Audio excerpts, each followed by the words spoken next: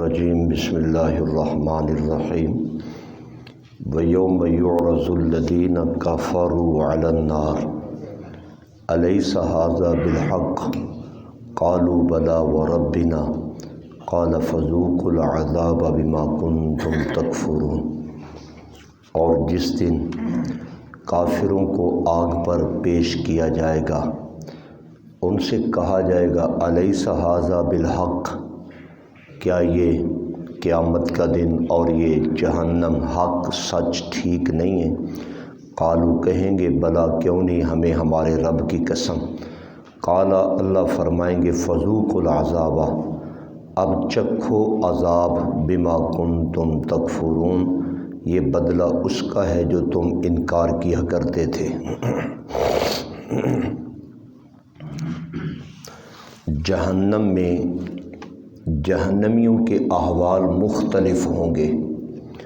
کبھی ان کو طوق ڈالے جا رہے ہوں گے اور کبھی ان کے پاؤں میں بیڑیاں پہنائی جا رہی ہوں گی، اور کبھی ان کو جہنم میں گھسیٹا جا رہا ہوگا، اور کبھی ان کو جہنم کی آگ کے بنے ہوئے گندک کے کپڑے پہنائے جا رہے ہوں گے، اور کبھی ان کو رضائی اور طلائی دونوں جہنم کی بنا کر اس میں لٹایا جا رہا ہوگا، اور کبھی جہنم کی آگ کا ستون بنا کے اس میں ان کو بند کیا جا رہا ہوگا، کبھی تھور کا درخت ان کے منہ میں پھینکا اور ڈالا جا رہا ہوگا، اور کبھی حمیم کھولتا ہوا پانی ان کے منہ میں اڈیلا جا رہا ہوگا، اور کبھی ہتھوڑوں کے ساتھ ان کی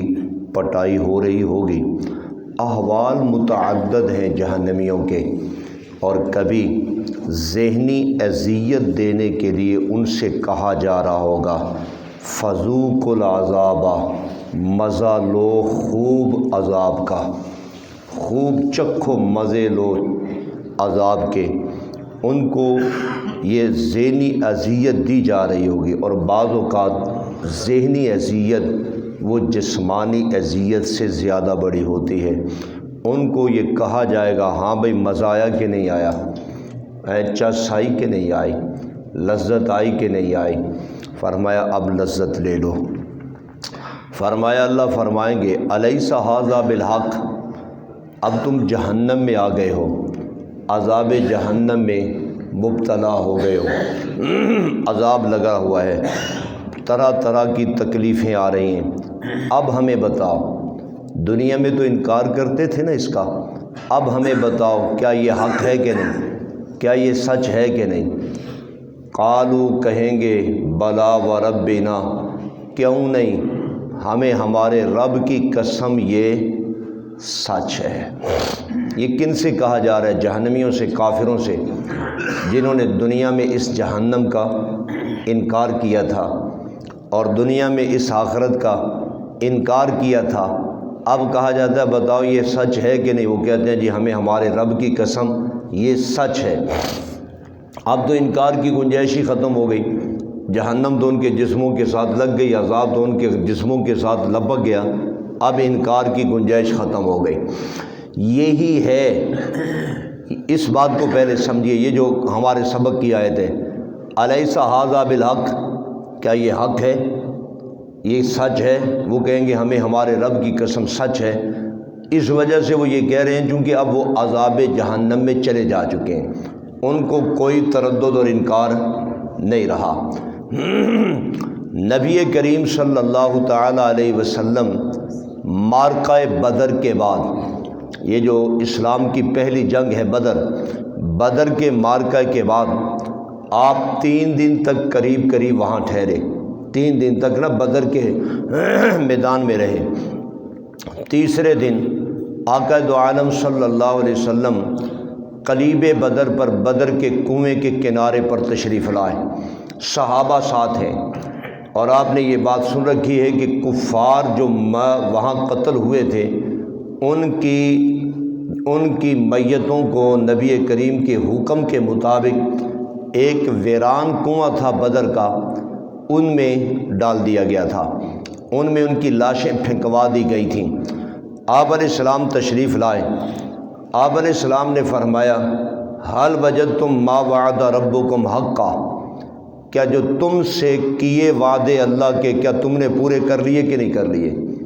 کیا تم نے پا لیے کہ نہیں پا لیے؟ اللہ نے جو تم سے وعدے کیے تھے وہ تمہارے سچے، یعنی وہ اللہ کے وعدے سچے ہیں یا نہیں؟ ہم سے جو وعدے اللہ نے کیے تھے ہم نے تو سچے پا لیے، یعنی مطلب یہ ہے کہ ہم سے نصرت کا وعدہ تھا کہ میرے دین کی مدد کرو، ہم تمہاری مدد کریں گے۔ ہم نے اللہ کے دین کی مدد کی ہے اور اللہ نے ہماری مدد کر دی ہے، اس وجہ سے کر کے ہم سے کیے وعدے تو سچے ہیں۔ کیا تم سے کیے وعدے بھی سچے ہیں یا نہیں ہیں؟ اب یہ خطاب رسول مکرم صلی اللہ علیہ وسلم ان میتوں کے ساتھ کر رہے ہیں جو کافروں کی میتیں ہیں۔ یہ بات ذہن نشین فرمائیں، یہ کن کے ساتھ خطاب ہے؟ مسلمان میت کے ساتھ نہیں۔ یہ میں آپ کو بتاتا چلا جاؤں، جن کا عقیدہ ہے نا کہ قبر میں مردہ سنتا ہے، ان کے پاس کوئی دلیل نہیں سوائے اس دلیل کے، یہ جو میں ابھی آپ کو بخاری کی پڑھ رہا ہوں۔ لیکن افسوس کی بات ہے، تیرا عقیدہ ہے نبی سنتا ہے، مردہ سنتا ہے، تو دلیل کون سی پیش کر رہا ہے؟ وہ جو کافروں والی ہے۔ عجیب بات نہیں ہے؟ عقیدہ کیا ہے؟ توجہ سے بات سمجھیے۔ عقیدہ کیا ہے کہ میلاد النبی پر، جلوس پر متنجن تقسیم کرو، اس پر دودھ تقسیم کرو اور اس پر خوب کھلاؤ پلاؤ۔ ہم نے کہا دلیل پیش کر، اب دلیل وہ پیش کرتا ہے، کہتے جی دلیل یہ ہے کہ ابو لہب اس کو کسی نے خواب میں دیکھا۔ مزے کی بات ہے کہ دیکھنے والا بھی وہ ہے جو کفر کی حالت پہ ہے، دیکھنے والا بھی کافر ہے، اس زمانے میں وہ کفر پر تھا، تو اس نے ایک کافر آدمی نے ابو لہب کو دیکھا اور ابو لہب سے کہا کہ کیا بیت رہی ہے تیرے ساتھ؟ ابو لہب کہنے لگا کہ بری طرح جہنم میں جل رہا ہوں، لیکن اس انگلی سے پانی مل رہا ہے۔ اس نے کہا اس انگلی سے؟ اس نے کہا اس وجہ سے کہ میں نے اپنی لونڈی کو اپنے بھتیجے کی پیدائش کی خوشی میں کیا کیا تھا؟ آزاد، یوں کر کے اشارہ کر کے آزاد کر دیا تھا۔ ہم نے کہا کہ ہے تو سنی، کہتا سنی ہے، عاشق ہے، لیکن دلیل کیا پیش کر رہا ہے اپنے مذہب پر؟ ایک کافر کی ہے۔ تجھے قرآن سے کوئی حدیث نہ ملی، کوئی پیارے پیغمبر کے فرمان سے نہ ملی، صحابہ سے نہ ملی، تابعین تبع تابعین سے نہ ملی، مسلمانوں سے نہ ملی، تو تو نے دلیل کہاں سے پیش کی؟ کافر کی، کہ کافر نے یوں کر کے کیا۔ ارے بھائی اگر تو نے پیش کرنی ہے تو قرآن کی کوئی آیت پیش کر، کوئی حدیث رسول اللہ کی پیش کر۔ اس طریقے سے عقیدہ ہے کہ میت سنتی ہے اور وہ دور و نزدیک سے آواز مارو پیغمبر سنتے ہیں۔ ہم نے کہا دلیل پیش کر۔ دلیل پیش کرتا ہے ابو جہل کی، دلیل پیش کرتا ہے کہ ابو جہل سنتا ہے، ابو لہب سنتا ہے، عتبہ شیبہ سنتا ہے، فلانا کافر سنتا ہے، فلانا کافر سنتا ہے، فلانا کافر سنتا ہے۔ تو میاں پھر تو نظریہ یہ قائم کر انبیاء نہیں سنتے، مومن نہیں سنتے، تو قبروں میں صرف کون سنتے ہیں؟ کیونکہ دلیل تو نے کافروں کی پیش کی ہے، لیکن وہ بھی تو نے پوری پیش نہیں کی۔ اگر پوری پیش کرتا تو تیرا یہ عقیدہ بھی اڑ جاتا۔ اب میں آپ کو پوری حدیث بخاری پیش کرتا ہوں، اب اس کو بنیاد بنائیے۔ ان جہنمیوں کو عذاب آیا، وہ عذاب میں مبتلا ہیں اور ان کو عذاب لگا ہوا ہے۔ اللہ کہتے ہیں الیس ھذا بالحق، کیا یہ عذاب حق ہے یا نہیں ہے؟ کیا یہ سزا حق ہے یا نہیں ہے؟ جہنم حق ہے یا نہیں ہے؟ وہ کہتے ہیں بلا وربنا، ہمیں ہمارے رب کی قسم ہے کہ یہ کیا ہے؟ حق ہے، سچ ہے، چونکہ اب ان کے جسموں پر لگا ہوا ہے نا عذاب، اب تو تردد اور شک رہا ہی نہیں ہے۔ فرمایا نبی کریم صلی اللہ علیہ وسلم نے حل وجدتم ما وعد ربکم حقا، کیا تم سے جو اللہ نے وعدے کیے تھے وہ کون سے وعدے تھے؟ اگر نبی کی مخالفت کرو گے، نبی کے ساتھ دشمنی لڑو گے، اگر دین حق کا انکار کرو گے، تمہیں جہنم میں پھینکا جائے گا، عذاب میں مبتلا رکھا جائے گا۔ ہم سے اللہ نے وعدے کیے تھے اگر تم دین پر رہو گے، میرے دین کی مدد کرو گے تو اللہ بھی تمہاری کیا کرے گا؟ مدد کرے گا۔ ہماری تو اللہ نے مدد کر دی، ہمیں مال غنیمت بھی مل گیا اور ہمیں فتح بھی مل گئی اور اسلام کو شان و شوکت بھی مل گئی۔ اب تمہیں جہنم ملی کہ نہیں ملی؟ اب تو میں حق نظر آیا کہ نہیں آیا؟ صحابہ نے کہا یا رسول اللہ اتتکلم، آپ اجساد لا ارواح لا، ایسے جسموں سے بات کر رہے ہو جن میں روحیں کوئی نہیں ہیں، یہ ڈیڈ باڈیاں ہیں اور ان کے اندر تو روح ہے ہی نہیں ہے، تو آپ ان سے گفتگو کیوں فرما رہے ہیں؟ اس میں حکمت کیا ہے؟ تو نبی کریم علیہ السلام نے فرمایا الآن لا یسمعون، جو حضرت عائشہ مانا کرتی ہے الآن لا یعلمون، یعنی انما قال رسول اللہ صلی اللہ علیہ وسلم انما لا یعلمون الآن، ان کی روحیں جہاں پہنچ گئی ہیں، ان کی روحیں جہاں پہنچ گئی ہیں اور ان کو عذاب لگ چکا ہے اور وہ عذاب میں مبتلا ہو گئی ہیں۔ فرمایا اے میرے نبی، اے میرے صحابہ، میں حق ہوں، نبی ہوں، سچا ہوں، تم سارے مان رہے ہو کہ میں اللہ کا رسول ہوں اور تم بھی مانتے ہو، تصدیق کرتے ہو۔ میں کہتا ہوں جہنم ہے، تم نے میری زبان کو مانا، میں نے کہا جنت ہے، تم نے میری زبان پہ لبیک کہا، لیکن نہ تم نے آج تک جنت دیکھی نہ جہنم دیکھی، اور یہ جہاں پہنچ چکے ہیں انہوں نے تو جہنم نہ صرف دیکھی ہے بلکہ وہ جہنم میں ڈال دیے گئے ہیں، لہذا اب ان کو تم سے بھی زیادہ یقین ہو چکا ہے کہ میں محمد اللہ کا رسول ہوں۔ اور یار بات تو یہ تھی جو امام بخاری بیان کرتا ہے، آدھی بات بیان کر کے لوگوں کو گمراہ کرنا یہ کوئی اچھی چیز ہے یار؟ ہیں قبر میں مردہ سنتا ہے، تو بھی مر اور تو بھی جا کے قبر میں جا کر سن اور بول، جہاں زمین پر تو کیا کر رہا ہے؟ پھر تو مردہ بن جا۔ ہم کہتے ہیں تو مردہ سنتا ہے، تیری بات سنتا ہے نا میت قبر میں، اچھا تو بھی اس کی سنتا ہے؟ تو کہتا ہے السلام علیکم، وہ بھی تجھے وعلیکم السلام کہتا ہے؟ کہتا ہے جی کہتا ہے، کہتا ہے۔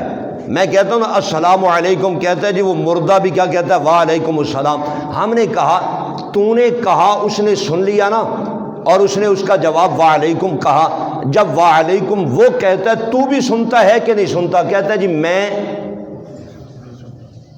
بڑا ہوشیار آدمی ہے، تو پھر مردہ تو ہو گیا نا، ڈیڈ باڈی تو تیری ہے، زندہ تو وہ اندر پڑا ہوا ہے، پھر اس کو باہر نکالو اور اس کو اندر داخل کرو، اس کو اندر دھکا دینا چاہیے، پھر یہ پتہ چلے کہ پھر ہم بھی کہیں گے کہ ہاں بھائی السلام علیکم، اب تو سن رہا ہے کہ نہیں سن رہا؟ عجیب بات نہیں ہے؟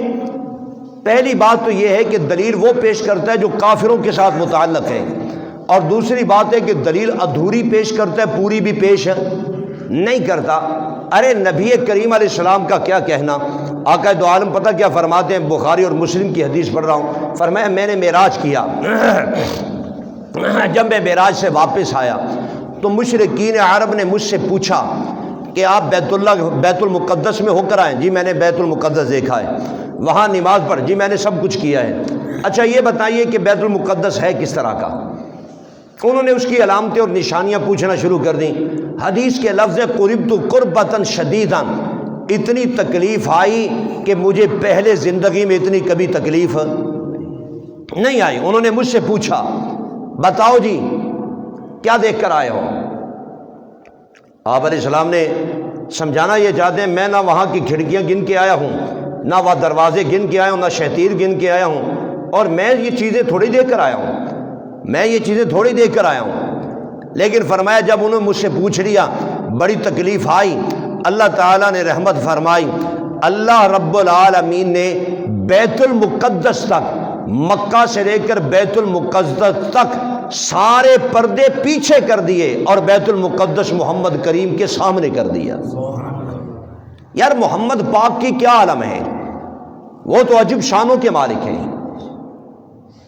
پیارے پیغمبر علیہ الصلوۃ والسلام، دیکھیے بخاری پڑھ رہا ہوں، نبی کریم صلی اللہ علیہ وسلم تو ایسی ذات عالیہ ہے، اب آپ میں سے کوئی بندہ کہہ دے جی میں نماز پڑھ رہا تھا، نماز میں نے ساری جنت دیکھ لی ہے، اور نماز میں ساری جنت نظر آتی ہے، جی ساری جہنم نظر آتی ہے، میں نے کافر بھی دیکھ لیے اور عورتیں جہنم میں جل رہی ہیں، میں ہر نماز میں دیکھ رہا ہوں، اور یہ جنت میں اتنے اعلیٰ اعلیٰ میوے ہیں میں نے نماز میں دیکھے۔ ہم کہتے ہیں ایک دلیل پیش کر، اب دلیل وہ پیش کرے بخاری کی دلیل یہ پیش کرے کہ پیارے پیغمبر صلی اللہ تعالی علیہ وسلم نماز پڑھاتے ہیں، اور نماز میں آقا دو عالم علیہ الصلوۃ والسلام ایک دفعہ آگے کو ہوئے کوئی چیز اٹھانے کے لیے، ایک دفعہ پیچھے یکدم آ گئے، تو جیسے کوئی چیز خوف زدہ کرتی ہے آپ پیچھے آ گئے۔ لوگوں نے بعد میں پوچھا یا رسول اللہ یہ کیا ہوا؟ نبی کریم صلی اللہ علیہ وسلم نے فرمایا اللہ تعالیٰ نے مجھے جنت دکھائی اس دیوار کے اندر، یہ جو قبلہ والی دیوار ہے، اور میں نے چاہا کہ یہاں سے انگور کا گچھا توڑ لوں، اور مجھے پھر جہنم دکھائی، اور جہنم کی الامان والحفیظ اتنی تپش تھی، میں یکدم۔ یہ بندہ کو دلیل پیش کر سکتا ہے اپنے لیے؟ اور یار یہ تو معجزہ ہے پیارے پیغمبر کا، اللہ تعالیٰ نے نبوت کو ایک نظر عطا فرما رکھی ہے، معجزہ عطا کر رکھا ہے۔ یہ تو پیغمبر کی باتیں ہیں، آقا دو عالم کی باتیں ہیں، نبی کریم کا کیا کہنا؟ وہ تو براہ راست مخاطب ہے رب العالمین کے۔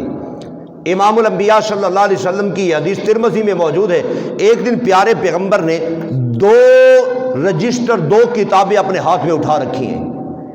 صحابہ نے کہا یا رسول اللہ یہ کتابیں کون سی ہیں؟ آقا دو عالم نے فرمایا یہ جو دائیں ہاتھ میں کتاب تھی نا، فرمایا یہ وہ کتاب ہے کہ جس میں رب تعالیٰ نے سارے جنتیوں کے نام لکھے ہوئے ہیں، ان کے باپ کے اور دادے کے نام بھی لکھے ہوئے ہیں، اور یہ جو کتاب ہے اس میں جہنمیوں کے نام ہیں اور جہنمیوں کے باپوں کے نام بھی لکھے ہوئے ہیں۔ یہ تو پیغمبر کا معجزہ ہے، یہ تو نبی کا معجزہ ہے۔ آئیے چلو بخاری پہ چلتے ہیں۔ امام الانبیاء کے پاس آئے یا رسول اللہ ہم خندق کھود رہے ہیں، چٹان آ گئی ہے بہت بڑی، ہم نے کسی کدال سے اچھی کوشش کی ہے صحابہ نے، لیکن وہ چٹان ٹوٹ نہیں رہی، وہ آڑے بن گئی ہے۔ آپ نے فرمایا میں آ رہا ہوں۔ حضور وہاں تشریف لے گئے اور جا کر ایک ہی کدال ماری، ایک ہی گنتی ماری، اللہ تعالیٰ نے اس چٹان کو ریت کے ذروں کی طرح بہا بھی دیا اور چمک اٹھی، اللہ نے ایران اور روم کے علاقے محمد کریم کو دکھلا دیے صلی اللہ علیہ وسلم۔ آپ نے فرمایا اللہ تعالیٰ نے مجھے زمین سمیٹ کر دکھلا دی ہے، یعنی یہ علاقے اب میں اور میرے صحابہ فتح کریں گے۔ اور دنیا نے دیکھا 2-4 سال نہیں گزرے، فاروق اعظم آئے، امام الانبیاء کی پیشن گوئی کے مطابق وہ علاقے فتوحات کیے اور ان کو اسلامی سلطنت کا حصہ بنا دیا۔ یہ تو پیغمبر کی باتیں ہیں، امام الانبیاء کے معجزات ہیں۔ مردے سنتے ہیں، سنا کے پتہ نہیں کیا لینا ہے تو نے ان مردوں کے، تو چلا جا ان کے قدموں میں جا کر تو بھی لیٹ جا، تو بھی مر جا کر ان کے قدموں میں لیٹ جا کر، وہیں سن جا کر اور وہیں لیٹ اور وہیں نمازیں پڑھ جا کر اور وہیں جا کر، یعنی توبہ اللہ کی پناہ، یہاں تک عقیدہ رکھا جاتا ہے الیاذ باللہ کہ شرم نہیں آتی عقیدہ رکھتے ہوئے۔ مولوی عامر رضا بریلوی لکھتا ہے ملفوظات میں، صرف انبیاء زندہ نہیں ہیں، الیاذ باللہ انبیاء کی بیویاں ازواج بھی ہر روز پیغمبر کی قبر میں پیش کی جاتی ہیں۔ ہے کوئی انتہا یار؟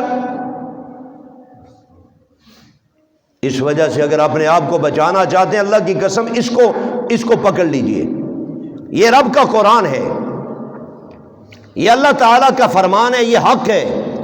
جب تم قرآن کھول رہے تھے تو شروع میں لفظ آ رہا تھا ذالک الکتاب لا ریب فیہ، دیانتداری سے اس کو پڑھنا، اس میں شک و شبے کی بات نہیں ہے، یہ قرآن ہمیں سمجھاتا ہے۔